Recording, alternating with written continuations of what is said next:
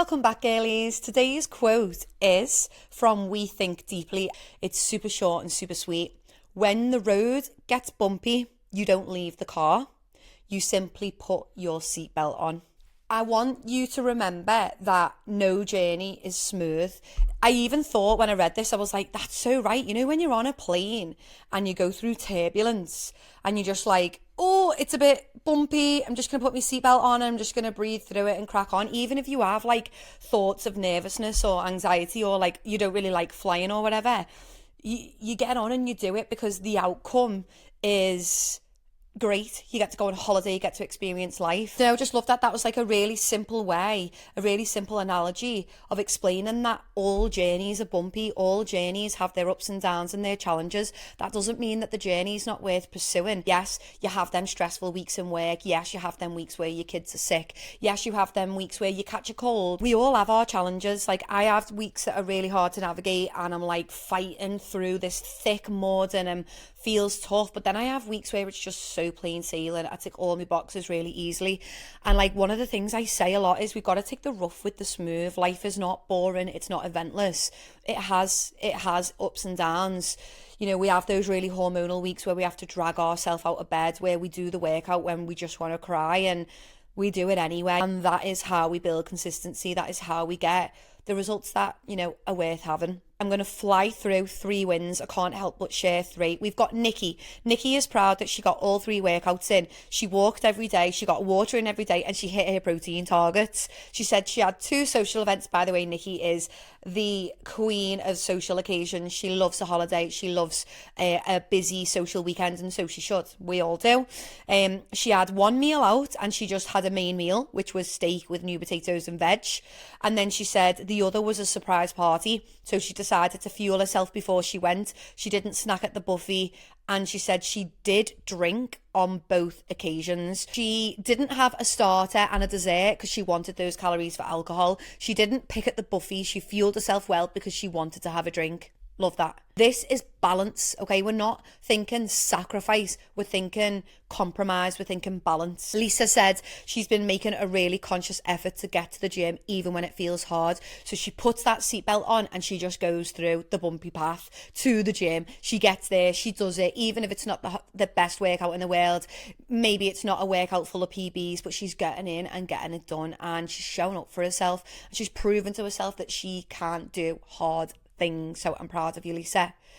And then the final win that I wanted to share was from, I've got 2. First of all, Laura, really quickly, so proud of you for doing your first 5k run. So happy that you smashed that. And then we've got Beth. She said that despite not tracking, she's found that she naturally made more sensible choices. And this is when we start to notice a change in ourselves. Like if you're not tracking your food and things are a little bit chaotic, but you are still consciously making smart choices, you are on the path to consistency and to success. She says she made smart choices such as protein mousses for snacks rather than chocolate. She prioritized protein, and she said it's great to see these small changes have become the new normal. Amazing. It's part of who she is now. It's part of what she does. It's how she fuels herself, which is so good. By the way, if you are new here, this is our weekly community Q&A. All of the members that I talk about are members of the Lift and Glow community. We've got online app members, and we've also got gym members who partake in this weekly Q&A. If you want to get involved, if you want support with your health and fitness, if you want programs that will get you in the best shape possible, being strong, being fit, and you want support with your habits and nutrition, then click the link and get signed up. Let's go through some of the things that we found challenging. I've had a bit of a Debbie Downer week. I had a twinge in my leg for months after increasing the weight on reverse lunges back in December, and I've mostly ignored it. I know I need to see a physio. This week I increased the weight on deadlifts and felt the pain shoot right up my leg, and it ached for the rest of the day. So on lunges, you have most likely either overstretched your hip flexor or overstretched your glute. It's not like that you've done any damage or anything. It's just that when you've had that twinge, you've done nothing about it. Now, I had a similar twinge on my lunges the other week. Within 3 days, it was gone because I stretched and I foam rolled and I went for a Thai massage and it was gone. Okay. When you have a niggle or a twinge, or your body when that twinge is basically tightening up, it's a muscle that's tightened up to protect you, and you've got to do something about it. You can't just ignore it. And so, yes, potentially we should have gone to see a physio, but also your recovery is just part of life. When you're someone who trains, we do need to recover. Getting on a foam roller, getting a little elbow in the glute, going for a Thai massage, doing a little bit of TLC, a bit of self-care, doing a yoga class, all of those things could have helped resolve this issue. You said it shooted right up your leg, which says to me it is a bit of a sciatica feeling, which is a lot of the time the glutes and hamstrings. And so, yes, I would like you to see a physio because it has gone on a long time, but these little niggles can often be managed ourselves with a little bit of TLC. The next thing she said is, it got me thinking about how people who exercise a lot, whether it's gym or running, anything really, always seem to have aches, pains or issues. I never had any problems when I didn't exercise, and I hear so many people in the gym talking about injuries or niggles all the time. Yes, part and parcel of training is sometimes you get niggles, and those niggles are exposing weaknesses and imbalances, and they just give us something to work on. Okay, it's not a reason to not train. Going to the gym is actually an antidote to serious injury. Building the muscles around the joints is making you strong. It's making you basically it's affecting longevity, so you are reducing your risk of serious injury later on in life. Runners get a lot of niggles because 3 times our body weight goes through our legs when we are running. It's impact after impact after impact. It doesn't mean that running isn't good. Every single niggle is just an exposure of a weakness. So for example, my left calf fucking hates me and it's weak. It can do less calf raises than the right calf, and it's just a weakness. Okay, so these little niggles are little niggles. They are not injuries. They are just exposing a weakness. And severe injuries are less likely in people who are active and who train regularly. Women with back pain their entire life. Take my mum, for example. She had back pain, like this tendency for her back to completely go to the point where she couldn't get out of bed. Okay, she had that a couple of times throughout when I was younger. She goes to the gym now. She's got stronger hamstrings, stronger glutes, stronger back muscles, a stronger core than she has ever had. And she has minimal back problems. And if her back does start to feel uncomfortable, she knows exactly how to get around it. It's because her glutes are tight, so she stretches her glutes, she does a bit of yoga, and then she's straight back at the gym.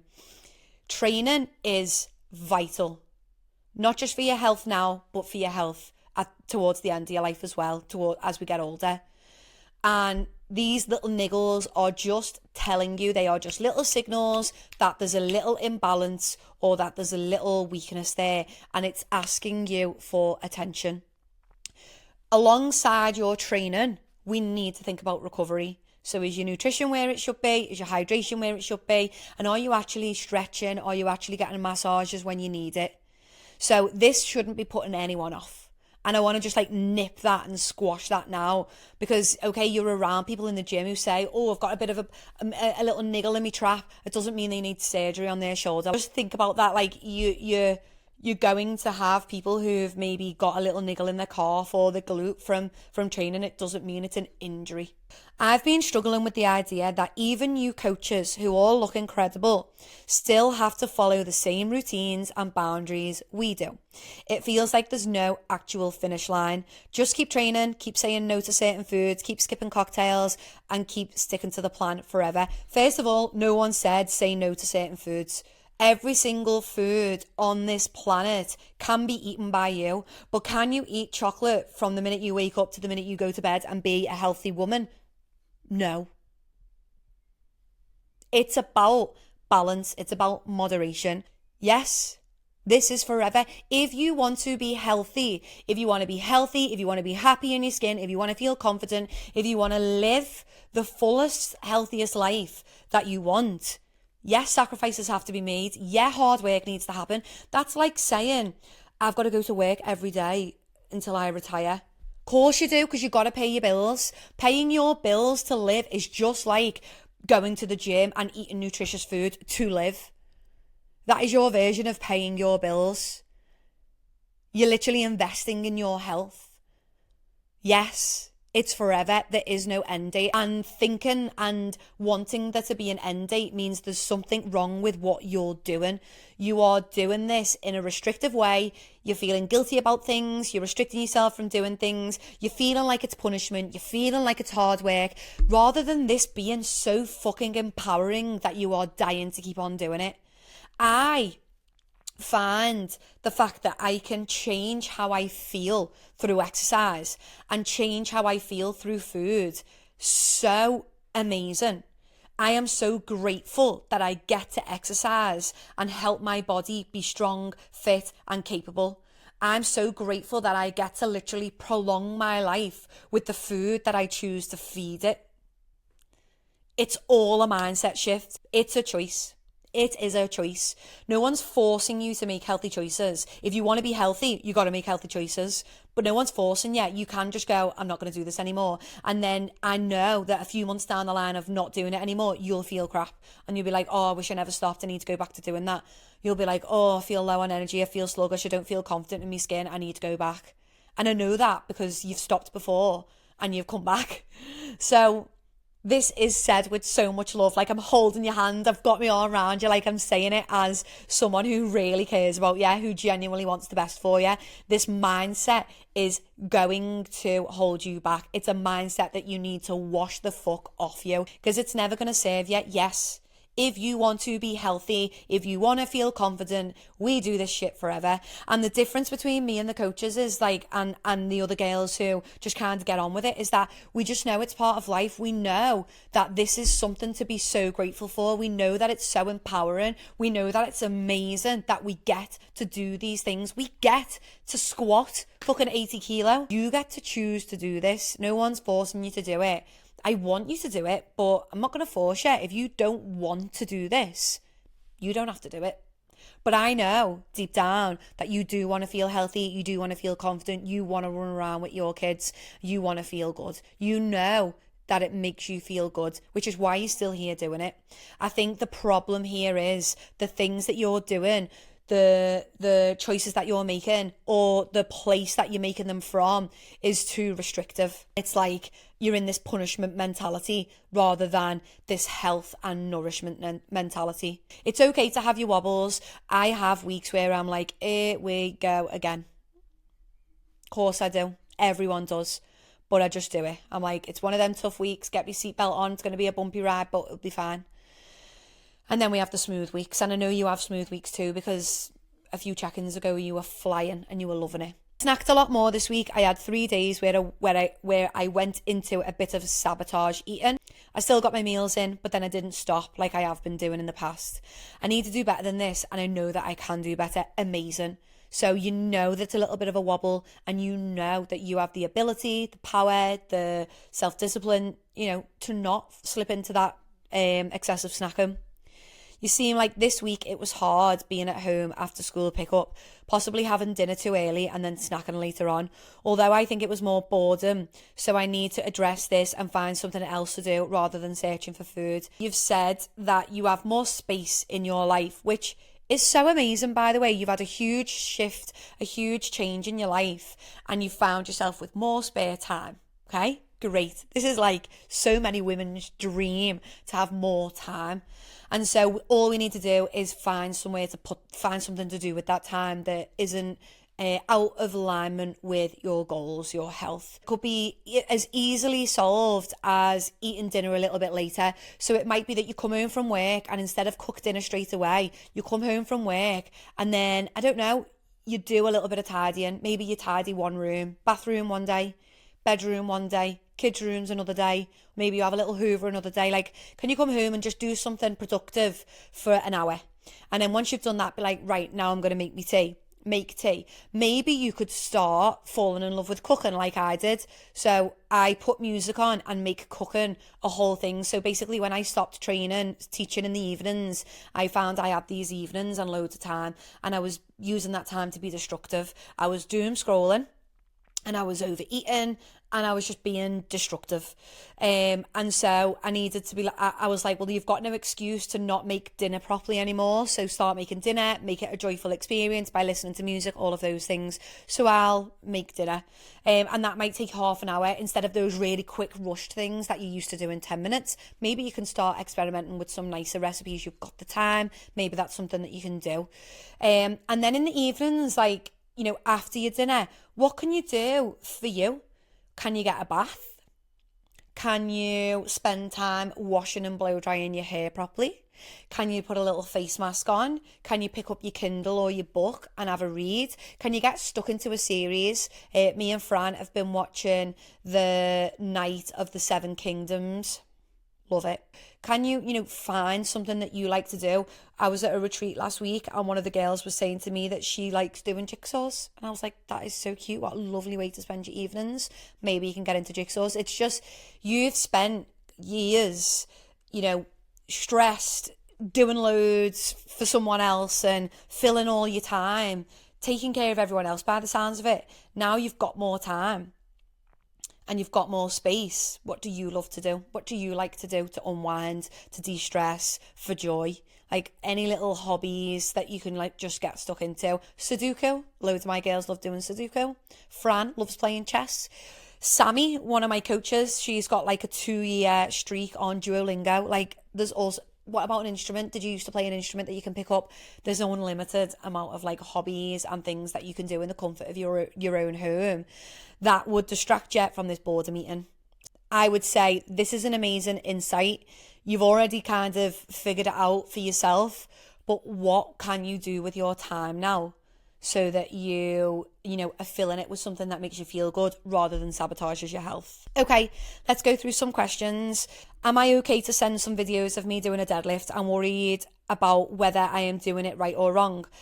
Anytime you ever do any workout in the gym, you are always fine to send it to me. You've all got my WhatsApp number. That's me on there. Send it to me. Send me a video. You don't need to put it in the group chat. You can send it straight to me and I'll give you feedback. So you don't even need to ask. You don't need to wait for the Q&As. Just send them in and I'll be happy to help. I'm due to do my third and hopefully final round of IVF at the end of the month. And I'm honestly shitting myself because every time I've done stims before, my appetite goes completely off. So first of all, it would be really, really good if we all got out of the habit of worrying and trying to predict the future. It's so much easier said than done. And like I catch myself doing this a lot, but it's something that I coach myself through. And I think with building the first gym and then the second gym, I've really got used to like catching unhelpful thoughts and being like, piss off. I'm not thinking about you right now. I'm moving on to something that makes me feel a little bit better. I know that if I go down the IVF route again, I'm going to have, last time this, last time that, last time this. And I'm going to try really hard to not entertain those thoughts.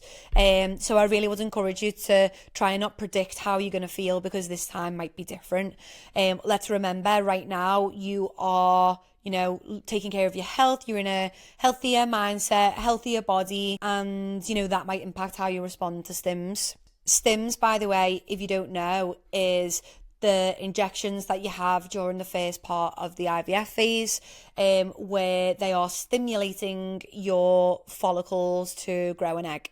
So normally we ovulate one egg every month, and with stims that stimulates multiple follicles in both ovaries to stimulate so that we can get more eggs set for higher chance of conception.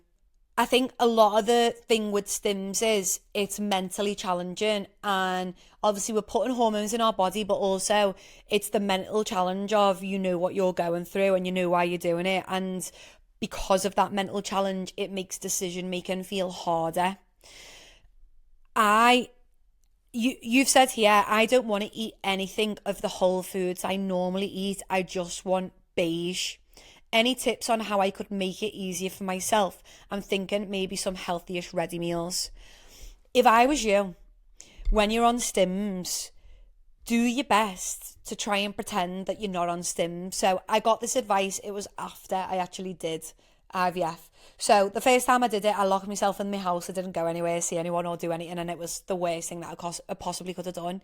And I was speaking to one of my clients who's actually in this community. And she said to me, she just carried on life like it was normal. She just went to work. She ate her normal meals and she didn't change anything. She kept her routine and she kind of just pretended she wasn't on them. And like, I really enjoy that mindset. And that's definitely a mindset that I'm going to take. I'm not going to let it change my routine. I'm still going to go for my walks. I'm still going to go to the gym. I'm still going to work. And because I didn't work, didn't go to the gym. I literally didn't go anywhere. I was in a fucking hole. Taking care of your mental health during that time is really, really important. And I think like getting in that bubble and staying in that bubble a lot of the time is not helpful. We do need distraction. And I want you to remember, do you know when you're due on your period and all you want to eat is chocolate? I know that you have the discipline, the self-control, the power to continue to eat your normal meals, because you don't eat what you feel like, you eat to fuel your body. And it's the same when you're on stims. I know it feels slightly different, and I know that mentally there's a lot going on, but your body at that time really, really needs good fuel. Your body at that time is going through a lot. We're stimulating more follicles than normal. So our energy is being spent on doing that. We need fuel, we need protein, we need fibre to help with the digestive issues that could potentially come. We need your fats. It's all still important. And so I want you to try and remember when you're on stims, think about when you're due on your period. Think about when there's them stressful days in work. Think about those days where you cannot be asked getting out of bed, but you do it anyway. And you fuel yourself anyway. And I want you to do the same. Like, we don't need to feel like eating a healthy meal to eat it. I've just ate a meal prep then. I didn't feel like eating it. I actually just want to eat the chocolate that's in the cupboard, to be honest, because I've had a really busy day. And I just want to eat the chocolate. And I came home and I was like, I just want to eat that chocolate. And I was like, but it doesn't align with your goals. Eat the meal. And I heated the meal up and I ate it and I enjoyed it. And so I know that you just want beige food, but we need to have this internal dialogue of, this is what's best for my body. And it's not the other food doesn't make you feel, no, it's not making you sick. It's not giving you a bad reaction. It's just something you don't feel like. And you know that we don't show up based off how we feel. We show up based off what we're trying to achieve. I'm struggling some days with my weight as they seem to keep hurting my hands where I grip them. Is there anything you use on your hands to help with this? You're fairly new to training again, so I would say no, just grin and bear it. Like, your hands get tougher. We need strong grip to help us later in life. We need strong grip for everyday life, to carry all the shopping in. If you're using like 5 kilos, 6 kilos, up to 10 kilos, and it's like hurting your grip, then just keep going and eventually it'll feel like nothing to hold them. If you're in the gym and you're lifting really heavy weights, so say you're doing deadlifts, set 1 60k, set 1 65, set 2 65, set 3 70, and your grip is slipping on set 3, feel free to use your bare grips for the rest of set 3 and 4, but don't use them constantly. We shouldn't be relying on these like grips. We should want a strong grip. You might want to buy gloves, but you don't need to. I don't wear any gloves, and I don't have, like, a lot of people might get like rips in the hands. I've been lifting weights that long that there's little tiny calluses, but they don't hurt. Holding a metal barbell doesn't hurt me at all. It's more my grip muscles that get me. I'm loving my new fitness and nutrition lifestyle, and I'm 100% committed to it long term. Love that. I can see a huge difference in my appearance. The one thing I still struggle with is my stomach. I'm not sure if it's postpartum related. I've had 2 kids in the last 5 years. I've got that stereotypical mum tum. My question is this something that will improve with more fat loss and dieting, or will consistent training eventually give me a leaner stomach area? My current weight is fine for my height, but my stomach always makes me feel like I need to lose fat there. Your body is going to change during pregnancy, and it will feel and look different after pregnancy. Loose skin cannot be getting rid of by the gym or by dieting. So if what you're experiencing is like looseness, like really, like you can tell it's like loose, thin, that's loose skin that you can kind of pull away. If that's what you're experiencing, that's loose skin and we can't get rid of it. If it's body fat, which feels, like thicker, like I'm pinching the body fat. That's not skin, like there's body fat on my belly. If it's body fat, that can be lost through dieting. But it is common for mums to struggle more with the stomach area because of loose skin predominantly. I know mums who've got back to perfectly washboard stomach, visible abs after having kids with no body fat on the belly, but still having loose skin. It all depends on genetics though, to be honest. Like those people who have got that perfectly flat stomach had flat stomachs anyway, and are genetically don't hold body fat there.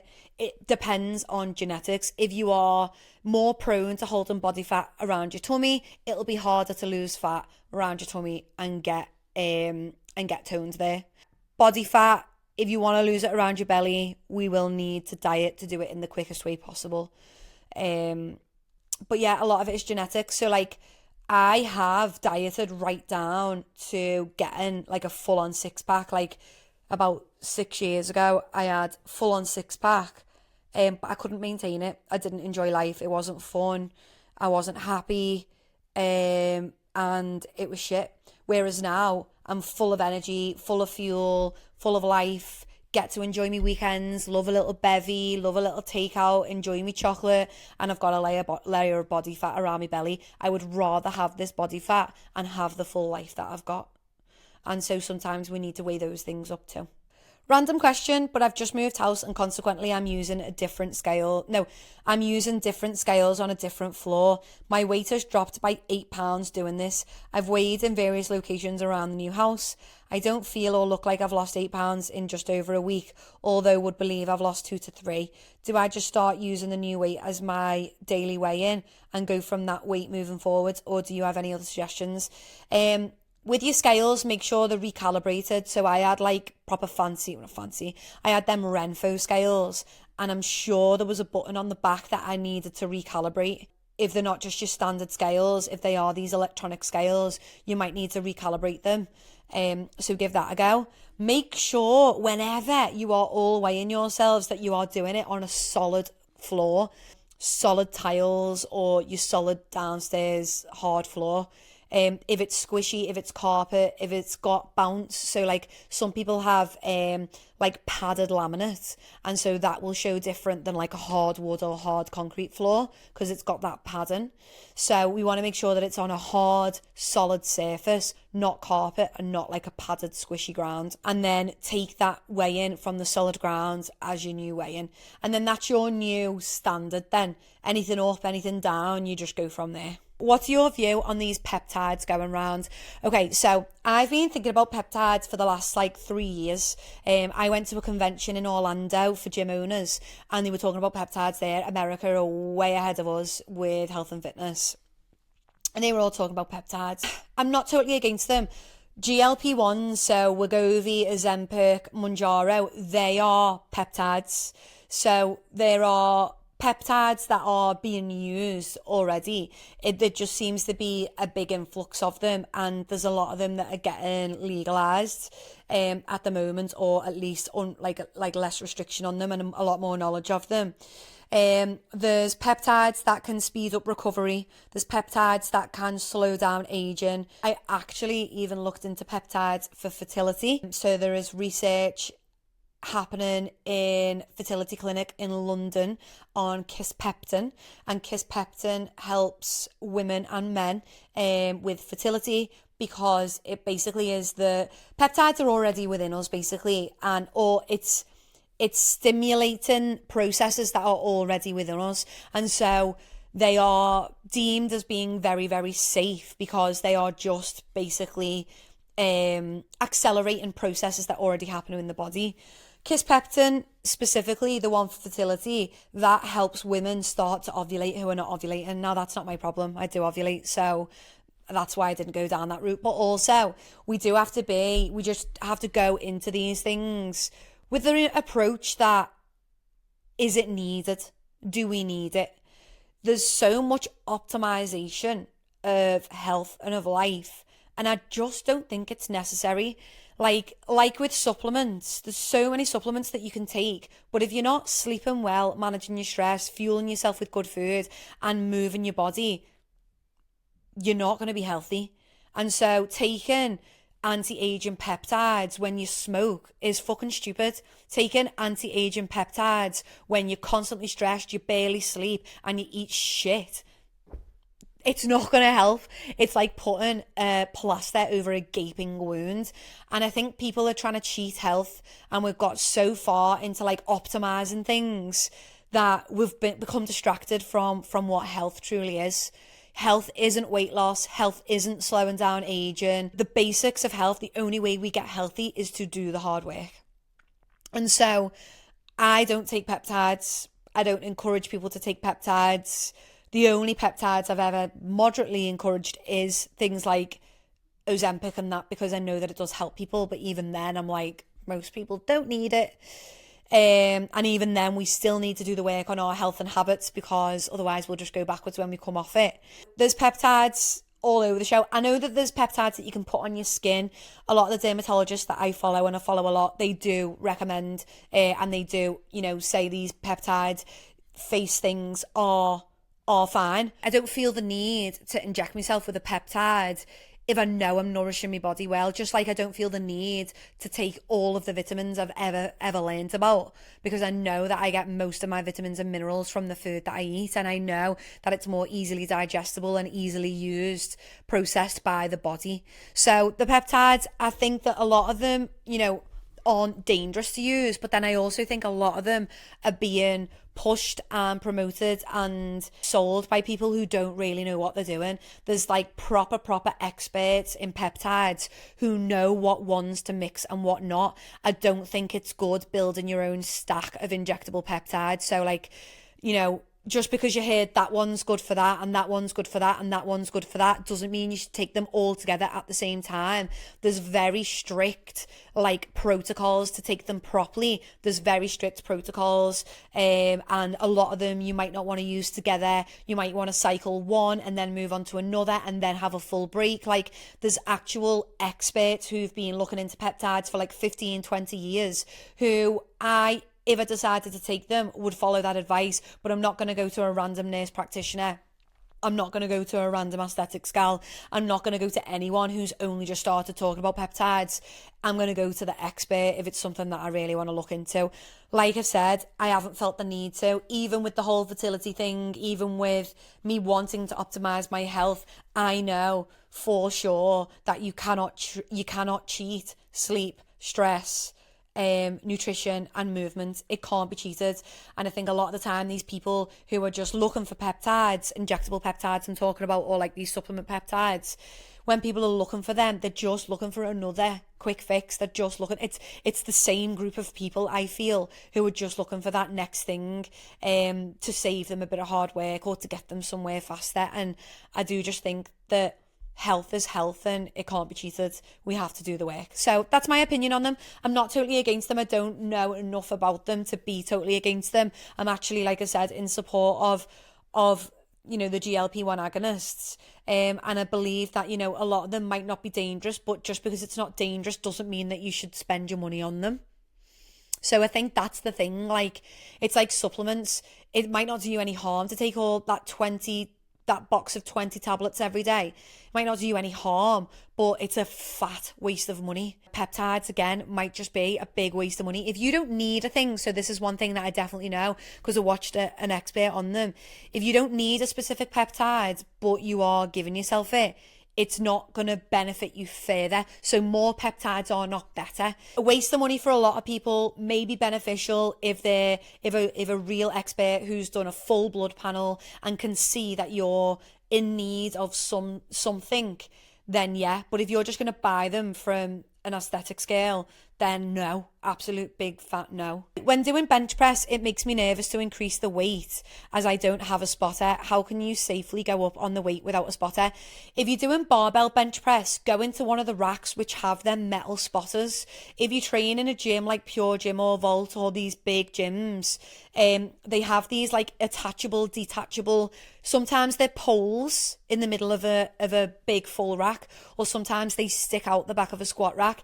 If you set them to chest height or just below chest height, and you're doing barbell bench press, when you fail, the spotters will catch it and then you could slither yourself out. If it's dumbbell, it's really, really hard. And a lot of my online one-to-one coaching clients, we work for months and months and months to get past one little sticking point on dumbbell bench press or barbell bench press. If you don't have that set up, it is what it is. Like, if you don't have a spotter, you might not be able to push yourself into that heavier one. But also a little reminder that if you go to push dumbbells above your chest and you can't get them up, you just simply drop them next to you. Like, I've done dumbbell bench press loads of times and failed it. And I didn't drop it on my face. I just directed it that way instead of towards my face.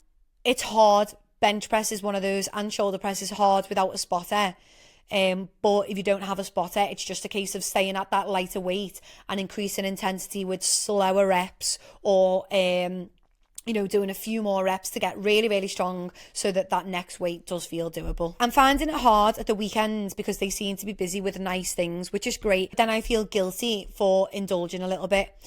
I never feel guilty for treating myself. I know that I am a healthy person. I know that I eat nutritious food, and you know that you do. You can afford to have a meal out each weekend. 3 meals, 7 days is 21 meals. If you have 20 meals where you've really showed up for yourself, you can afford a pizza for your 21st meal. But how can you have the chocolate without having the share bar? How can you have the takeaway without eating a banquet? How can you have a glass of wine without it becoming 2 bottles? So it's not about like saying no. It's about heading into it in a moderate, balanced way. If you want a cocktail, going back to what someone said earlier, you don't have to say no to cocktails. I'm the first person to say yeah to an Aperol Spritz. I love a Hugo Spritz. I love an Aperol Spritz. I love a cocktail. But you can have a cocktail. No one's saying you can't. No one's saying you can't have chocolate. But eating a share bar, probably not sensible if your goal is weight loss. So it's all about compromise. It's not about saying no. And we shouldn't be feeling guilty for making that compromise. We shouldn't be feeling guilty about decisions that we consciously made. If I have a couple of Aperol Spritzers or a couple of pints of beer, I don't beat myself up about it. I used to, but then I was miserable. But now I'm like, I chose to have them 2 pints because I valued this date night or girls' night, and I chose to have them, and I'm not going to make myself feel bad about it. I know. I remind myself, I know I'm a healthy woman. I know I am. I show up for myself all the time. Every day in some way, I take care of my health, and I can afford to have a couple of pints there, here and there, is what it is. Whether that's a Wednesday or a Saturday, I'm not going to make myself feel bad for it, and you shouldn't either. So this is just a little shift, a little story that you tell yourself. You're not a bad person just because you enjoyed yourself a little bit. So it's just, normally we feel terrible about something if we've just done it to complete excess. I know that, I don't make myself feel guilty about stuff. But if I ate a full share bar, which can happen, if I'm super stressed, super emotional, super hormonal, if there happens to be a share bar in the cupboard, I have my days where I'll eat it all. And I don't feel guilty like I'm a bad person. I just feel like, oh, why did you do that? Like, you don't actually feel good for that. Like, you don't feel nourished. Your energy's like down the pan. You don't feel good. You feel a bit sick. And I don't beat myself up for it. I'm just like, this is why I don't do that anymore. And it's just a little reminder. This is the last one. I joined a beginner's run club, which I'm enjoying, but how would you suggest scheduling in a couple of runs a week as well as continuing 3 times a week in the gym? Is it a bad idea to run on the same day as strength training, and would you run before or afterwards? I don't love running on the same day as strength training. If you really needed to run on the same day as the gym, do your run after your strength, because if you're fatigued from your run, you're really not going to get the most out of your strength training. If you're doing 3 strength, you've still got another 4 days in the week there where you can run. So the way I plan my week is Monday strength, Tuesday run, Wednesday strength, Thursday full rest other than a walk, Friday strength, Saturday run, Sunday full rest. One thing that I do find is that when people start running a lot more, they really struggle to get stronger in the gym. Usually that's like a little fate, but if you're training for a marathon, you're just going to find it really hard to get stronger in the gym. But if you're just training for like fitness like you are and like I am, you'll have this like couple of weeks where you feel like you can't get stronger and like you're feeling a little bit weaker in the gym, and then your body will become more conditioned. You'll start to get used to it, and then you'll start be able to build your strength again. So I would massively encourage, like, running. Used to be against it because I used to be shit at it, but it's so good and it gets you outside and the endorphins are great, and it's really, really good to have a set of nice, healthy working lungs. So yeah, I would encourage you, if you want to do it, then 2 runs a week is really good, but try and do it on the days that you don't lift weights. Okay, girls, that was amazing. Thank you so much for all of your input. I really, really appreciate it. If you would like to join the community, please click the link in the show notes. We would love to have you in the community. The gym intake, the next one is now July, but if you want to get started with us online, you can literally get joined today, and I can get you set up with a program with personalized nutrition targets, with personalized habits, and me and the community can support you to feeling healthier and happier. Any questions at all, please just send me a message. Like I said, you've got my WhatsApp number, so get in touch with me. I'm your coach. I'm here to help you. Send me your form videos, send me your questions, send me your menus of where you're going somewhere on the weekend. Like, let me help you. I am here to help. See you soon. Have a great week.